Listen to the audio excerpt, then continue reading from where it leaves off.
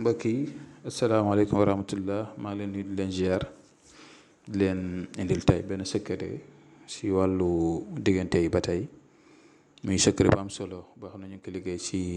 waduudu baddu haadi ak wahaabu mu nekk secret bu am solo lool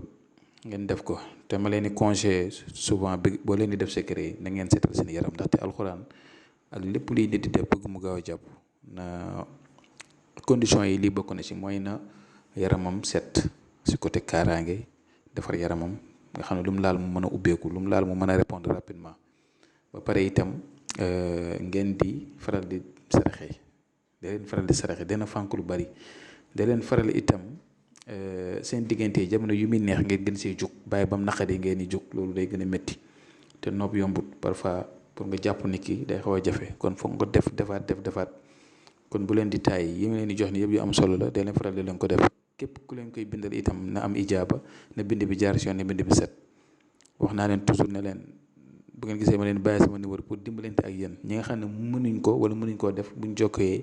ma seet nu ma leen di mën a dimbalante ak yéen si côté boobu ñu si bëri xam nañ ma ku jokkoo ak man aw ma lu may laaj nit jox ma nangam lii fay ma lii wala na déedéet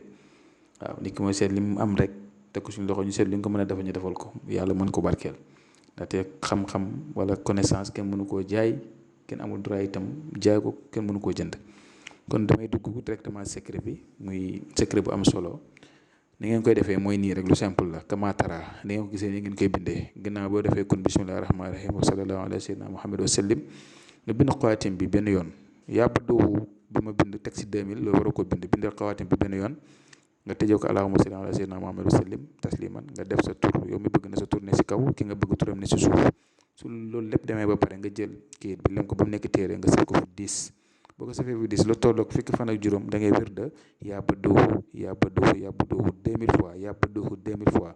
soo paree nga dem bu ko defee incha allah rek nga koy def pendant 15 jours di wirda yaa ba doohu ginnaaw bi nga safee téere bi fu 10 kon tey lii leen indil fas leen na ngeen def ko mbir mu baax la bu am solo ñu bari def nañ ko gis nañ si résultat kon def leen ko yal na yàlla barkeel li si des asalaamaaleykum wa rahmatullah wa barakaatu.